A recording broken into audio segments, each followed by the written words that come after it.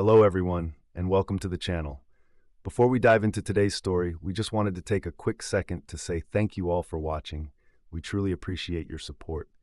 If you're new here, please consider subscribing, it's totally free, and hit the notification bell so you never miss out on our latest stories. Now, with all that said, let's jump straight into the story. The morgue was a place of cold, harsh truths and stark, unfeeling silence. When I first took the job, the other night shift workers had warned me about the whispers and shadows that seemed to move of their own accord. I listened, nodded, and laughed it off. I needed the money, and this job was paying £25 an hour. It was more than I'd ever earned before. My credit card debt loomed over me like a dark cloud, and the bailiffs had already started sending letters. They said they would be coming to take my stuff away, to sell it to pay off the money I owed. I couldn't let that happen, not yet. Not while I still had a chance to turn things around. So, I took the job, and for the first few nights, nothing strange happened. The bodies remained still, the machines hummed steadily, and the only company I had was the occasional night nurse or security guard. I filed the paperwork, cleaned the stainless steel tables, and tried to keep my mind off the unsettling quiet that permeated the air. The walls were painted a sterile white, and the fluorescent lights flickered occasionally, casting long, distorted shadows on the floor. But I was used to working in silence, and I found a strange comfort in the predictability of it all. It was on the fifth night that I first heard the whispers. At first, I thought it was the wind or the distant hum of the city, but as the night progressed, the sounds grew clearer. They were muffled, like someone speaking with their face pressed against a pillow. I couldn't make out the words, but the tone was unmistakably human. My heart raced, and I glanced around the room, half expecting to see a floating figure or a ghostly hand reaching out from one of the drawers. But the room remained empty, the bodies lifeless, and the machines continued their monotonous drone. I shook my head, telling myself it was just my imagination. I had to focus, had to keep moving. The next day, I mentioned the whispers to the other staff, but they just shrugged and told me it was the usual thing. The morgue was old, they said, and sometimes the walls seemed to carry the echoes of the past. I tried to laugh it off, but the words stuck with me, gnawing at the edges of my mind. The sixth night, the whispers were louder, more insistent. I was in the middle of filling out a report when I heard it, a soft, mournful voice, as if someone was in pain. I froze, my pen hovering over the paper. The voice was coming from one of the refrigeration units, the large, metal cabinets where the bodies were stored. I approached slowly, my hand trembling as I reached for the handle. I hesitated, but the voice grew louder, more urgent, and I couldn't ignore it any longer. I pulled the drawer open, half expecting to see a ghost or a reanimated corpse. But the body inside was still, cold, and silent. I closed the drawer quickly, my breath coming in shallow gasps. I tried to shake it off, to tell myself it was just the stress of the job getting to me. But the whispers continued, and each night they grew more distinct. On the seventh night, I heard a name. It was my name. Tom, Tom, Tom, the voice repeated, over and over, like a mantra. I felt a chill run down my spine, and I couldn't help but glance around the room. This time, I was sure I saw something, a fleeting shadow near the corner, as if someone had just ducked out of sight. I turned to look, but there was nothing there. Just the same sterile white walls and the same cold, lifeless bodies. The eighth night was different. The whispers had become a constant presence, and I was starting to feel like I was losing my mind. I had a new body to prepare, a young woman, no more than 20, who had died in a car accident. Her family had come earlier, their sobs echoing through the halls as they said their final goodbyes. I remembered her name, Emma. She was supposed to have her entire life ahead of her, and now she was just another file in my stack of paperwork. As I began to wash her body, the whispers grew louder. "Help me, Tom," the voice said, clear and distinct. I looked up, my hands trembling, and saw Emma's eyes open. They were a deep, haunted blue, staring up at me with a mix of fear and desperation. Please, don't let them take me, she pleaded, her voice barely more than a whisper. I dropped the sponge, my heart pounding in my chest. I took a step back, and she reached out, her hand cold and lifeless, but it moved with a purpose. Emma, you're dead, I managed to say, my voice cracking. You can't, Tom, please, she interrupted, her voice growing more urgent. They're coming for me. The others, they're trying to take me away. You have to help me. I shook my head, trying to clear the fear that was clouding my mind. I can't help you, Emma. I'm just the night guy. I don't. But she was already fading, her eyes closing, her hand dropping back to the table. The whispers grew louder, more frantic, and I could hear other voices joining in. Help us, Tom. Please, help us. I stumbled backward, my back hitting the cold metal of the refrigeration unit. I turned to run, but the door to the morgue was locked, and I couldn't find the key. I was trapped, and the voices were all around me, a chorus of the dead, pleading for my help. Tom, Tom, Tom, they chanted, their voices rising and falling like a macabre symphony. I collapsed to the floor, my mind racing. What was happening to me? Was I really hearing the dead, or was this all in my head? I closed my eyes, trying to shut out the voices, but the images flooded my mind. I saw Emma's face, her eyes filled with tears, and the faces of the other bodies in the morgue, their expressions twisted in pain and fear. They were all reaching out to me, and I could feel their cold hands on my skin, pulling me down, down into the darkness. I opened my eyes, and the room was spinning. I tried to stand, but my legs wouldn't hold me. I looked around, and the bodies were moving, their limbs twitching, their eyes opening.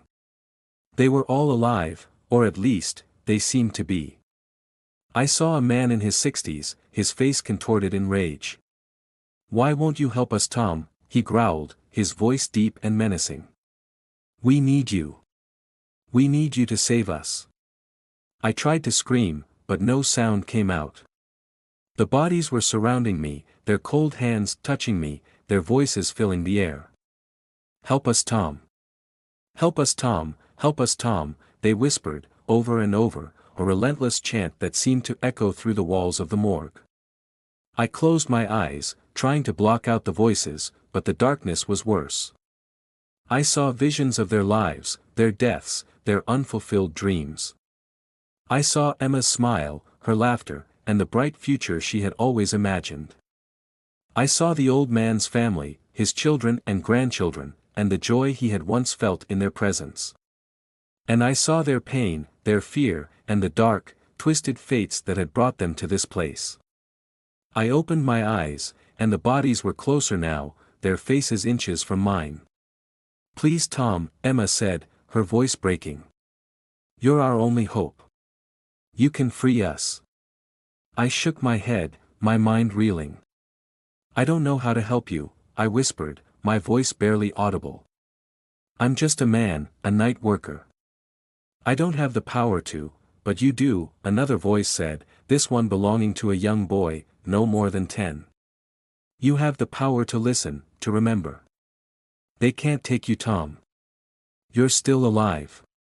You can fight. I looked at the boy, his face innocent and trusting, and something in me shifted. I had always prided myself on being a man of reason, of logic. But the fear, the desperation in their voices, it was real. I couldn't just stand by and do nothing. I had to try. Okay, I said, my voice steady. I'll help you. But you have to tell me what to do. How do I free you? The boy smiled, a small, sad smile. You have to find the key. The key that unlocks the door to the morgue. But it's hidden, Tom. It's hidden in a place you wouldn't expect. I nodded, feeling a renewed sense of purpose. Where is it? The boy's smile faded, and he looked at me with a solemn expression. In the heart of the morgue. In the very center, where the past and the present converge. You have to be careful, Tom. They're watching. They don't want you to succeed. I stood up, my legs shaking, and looked around the room. The bodies were still, but the whispers continued, guiding me. I followed the sound, moving toward the center of the morgue, where the refrigeration units met. I felt a cold, metallic object under my hand, and I pulled it out. It was a small, rusty key, cold to the touch. "This is it," I whispered, my heart pounding in my chest. I turned to the door, and it was still locked. But as I approached, the whispers grew louder, more frantic. "Hurry, Tom. They're coming. They're coming for you." I inserted the key into the lock and turned it. The door creaked open, and I stepped through, feeling a rush of cold air. The room beyond was dark, and the only light came from the flickering emergency exit sign. I could feel the presence of something else, something malevolent. The whispers were now a cacophony of fear and rage, and I knew I had to act fast. I moved through the darkness, my heart pounding, and I saw a figure in the corner, a tall, shadowy shape that seemed to shift and change as I approached. "You shouldn't have come here, Tom," a voice said, deep and threatening. "This is our domain. You don't belong here." I swallowed hard, trying to keep my voice steady. "I'm here to help. I'm here to free them." The figure laughed, a cruel, cold sound that sent shivers down my spine. "You can't free them, Tom. They're mine. They belong to me now. And soon, you will too." I felt a surge of anger, a rage that I hadn't known I possessed. I wasn't going to be a victim, not this time. "I don't belong to you," I said, my voice firm. "And neither do they. You can't keep them here. And you can't keep me in this place." The figure stepped forward, and I could see its face now, a twisted, grotesque visage that seemed to be made of shadows and darkness. Its eye glowed red. "You have no idea what you're dealing with, Tom. You have no power here. No one can escape me, no one ever has." I reached into my pocket and pulled out a small, silver crucifix, a gift from my grandmother. I held it up, and the figure recoiled, its eyes narrowing. "You have no power over me," I repeated, my voice growing stronger. "I'm here to free them, and I won't stop until I do." The figure hissed, and the room grew colder. The whispers around me grew louder, and I could feel the bodies moving, their hands reaching out to me. "Help us, Tom. Please, help us." I turned to the center of the room, where a large, ornate chest stood. I knew this was it, the key to freeing them, to breaking the curse that had trapped them in this place. I approached the chest, and the figure lunged at me, its shadowy hands reaching out to grab me. But I was faster, dodging its attack and reaching for the lock. The chest opened, and a blinding light poured out, filling the room with a warm, golden glow. The whispers grew louder, and I could hear the voices of the dead, their gratitude and relief. "Thank you, thank you." The figure screamed, a sound of pure rage and despair, and I could feel its power waning. The bodies around me began to still, their eyes closing, and the room grew warm. The light from the chest spread, and I could see the faces of the dead, their expressions peaceful, their souls finally at rest. I turned to the figure, and it was retreating, its form growing smaller and weaker. "This isn't over, Tom, I promise you that," its voice filled with venom. "I'll be back. And next time, I'll claim you too." I didn't flinch. "I won't let you," I said, my voice steady. "You've taken enough from them. You won't take anything from me." The figure vanished, and the room returned to its usual silence. The bodies were still, and the machines hummed steadily. I closed the chest and turned to the door, feeling a weight lifted from my shoulders. I had done it. I had freed them, and I had stood up to the darkness that had haunted this place for so long. I stepped out of the morgue, and the sun was just beginning to rise. The air was fresh, and I could hear the sounds of the city waking up. I looked back at the morgue, and for the first time, I saw it for what it was, a place of rest, a place of peace. The whispers were gone, and the bodies were at rest. I knew I would never forget what had happened here, but I also knew that I had made a difference. I walked away from the morgue, the weight of the world feeling a little lighter. I still had my debt to pay, and I still had my job to do. But I had faced my fears, and I had come out the other side. And I knew that whatever came next, I would be ready. The morgue was no longer a place of fear. It was a place of hope, a place where the dead could finally find peace. And I was the one who had made it possible. But the darkness was still out there, waiting, watching. And I knew that I would have to be ready, because the battle was far from over. Ready for spine-chilling tales that will haunt your thoughts? Subscribe to Forgotten Storyteller for eerie narrations, unsettling mysteries, and haunting stories you won't forget. Hit the bell icon so you never miss a story, because some stories refuse to stay buried. Join us, if you dare.